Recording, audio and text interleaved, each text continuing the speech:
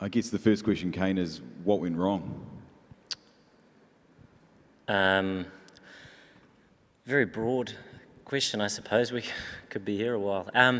It was, it was a very good start with the ball after losing the toss, which, I think at the end of the day, Australia outplayed us on that surface, but it would have been a nice one to win. And we did have them, I think it was 90 for 5, which was a really good start to our bowling innings. The seamers were threatening, the spin was threatening, obviously taking a lot of turn. And I think that partnership between Khawaja and Carey was superb. I don't think anybody hit the ball well on that surface all day except for Carey, and they managed to put on 100, which certainly got them a very, very competitive total.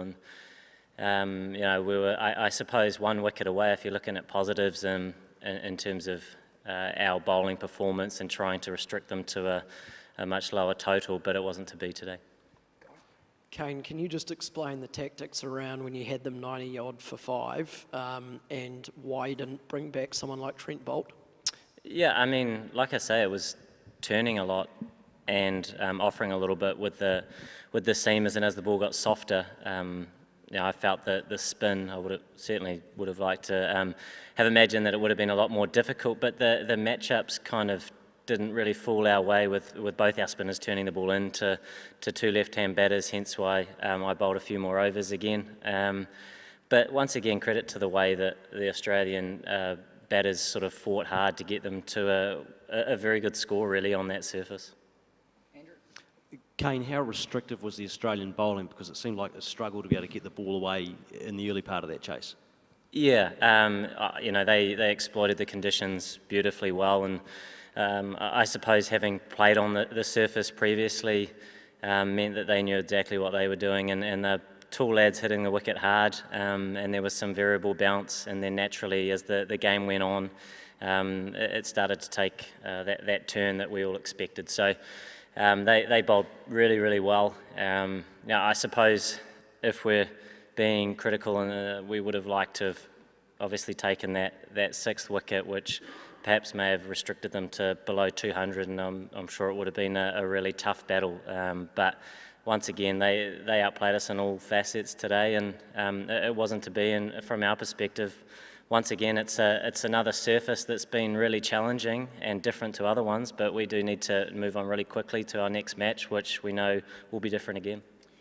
Kane, just an extension of that, I guess. The combination of Mitchell Starc and Pat Cummins, how formidable a threat is that in this World Cup? Yeah, I mean, they've been world class, and I guess on some of these tired surfaces when the ball starts perhaps, I guess, getting a little bit rough on either side, someone like Mitchell Starc with the way he can get the ball reversing towards that middle back end, and that is how they use him, and that's one of his big strengths, and he showed that again today on a dry wicket. And obviously Pat Cummins has been brilliant for them for a long period of time. So I think as a side, on a whole, they're a very well balanced side with a number of threats with bat and ball. Kane, with obviously 2 defeats in a row in England to come now, was there at any point this evening thought about net run rates? Obviously, that it is with Pakistan winning again, that gap is narrowing a wee bit. Is that something that's on the team's mind at all?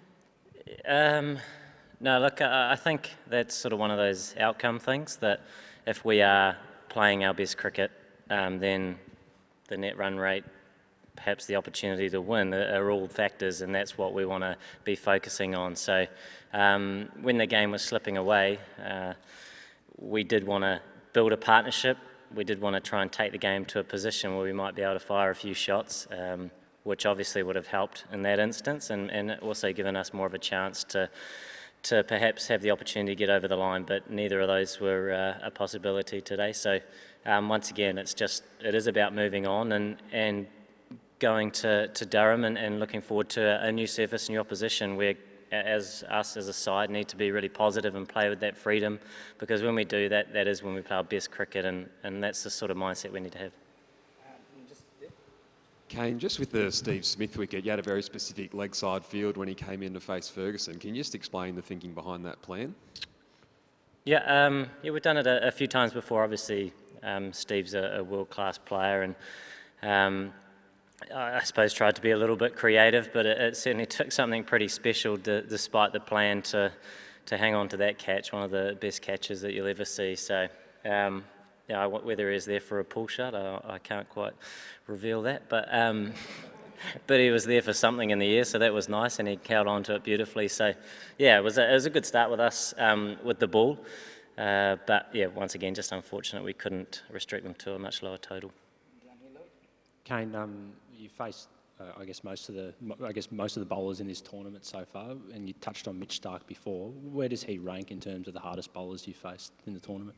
Yeah, look, obviously, Mitch Starc's often mentioned among the top bowlers in the world, and I often look at conditions in terms of who are the biggest threats, but in any conditions, he's a wicket taker, and obviously shown that over a long period of time. And I suppose coming into this tournament, a lot of people expected certain conditions. They probably haven't quite been what people have expected, and they have been a lot drier, and which is fine. The contest has been perhaps a lot more for the bowlers and the lower scoring, but at the same time everybody has a role to play. But someone like Mitchell Starc, with the ball that he can get reversing after that new ball spell, is a definite weapon for him, and a really great thing for the Australian side, because at times wickets through the middle can be a tough thing to come by, but they've obviously got a number of strengths in their lineup where they're able to call upon and able to achieve that. Kane, it was all going pretty smoothly not too long ago. Now 2 speed bumps. How do you regroup, and do you need to do much with the side to get back to winning ways? Yeah, I suppose if we look at Pakistan, there were a lot of positives, and the result part is kind of secondary to the focuses that you want to have and the sort of cricket that you want to be playing. And you know, there's so many variables in this sport, but I think we've seen so many already in the World Cup. You know, whether it's the conditions that are deteriorating, whether it's on the surface against an opposition that may have strengths in a certain area, it's all, I guess, trying to be well planned, so then you can go into a match and try and execute those plans as best you can. And I guess it's one of the great things about tournament sport, as opposed to maybe a series where you play each other on similar conditions for five games or so, where there are so many variables, so much more perhaps than even in those series. So for us, it is about moving on, keep taking on the challenge with that great attitude, that when we do that and play with that freedom, that gives us the best chance of having success, but at the same time respecting the fact that anybody can beat anybody in this tournament, despite having perhaps some success early. That doesn't change, as we've seen. We've had 2 losses as well. So it is about moving on to the next game, appreciating that, but planning well, and like I say, taking on that match that we have last, and with that really positive attitude and playing with that freedom. Just, I guess, a follow-up from Guy's question. Kane, you're the master of recalibrating the team, regrouping it, and focusing on the future. I guess I just want to know what these last 2 games have done for the momentum of your team, the momentum and the confidence, I guess, of your team, and how are you going to recalibrate the team going into this final group game against England? Yeah, I don't think recalibrate is what we'll be focusing on. It's for me, it is always small margins. I think we touched on maybe that 6th wicket today, and things potentially could have been quite different. You get one partnership with the bat, much like they did in their first innings, things could be quite different again. So I guess rather than digging too deep, because often when you do, you're pretty much analysing something in the past, when in fact the challenge coming up can be quite different. So the challenge, I guess, is the fact that you perhaps have lost a couple, maybe there's a dent in momentum, but then at the end of the day, it is coming back to the cricket that we want to playing with those smarts. I think cricket smarts throughout this tournament has been perhaps the most important thing, even perhaps more than something like the word freedom, which everybody wants to be able to achieve day in, day out. But on these surfaces that have varied a bit, which has been great viewing, and but you do need to be smart and adapt really quickly on them to give yourselves the best chance of success. Hey Kane, couple of good moments with the ball. Lockie Ferguson took 2 wickets up front, and he looks like he's bowling with good heat. And obviously Trent Bolt with the hat-trick at the end. Can we just get a quick word on both those performances?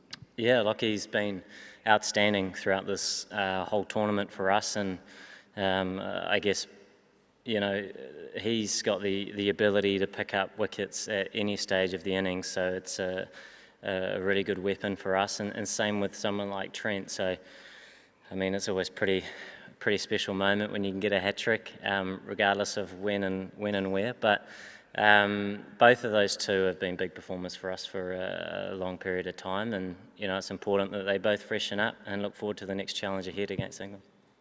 And last one to go. Do you want to pass it back, guys? Just on a positive note, what was your reaction when Martin grabbed that catch? Could you believe it? Pretty pleased. That was an epic catch, wasn't it? So, yeah, I guess he had a couple of practices at some toughies, and then he took the third one, didn't he, which was good.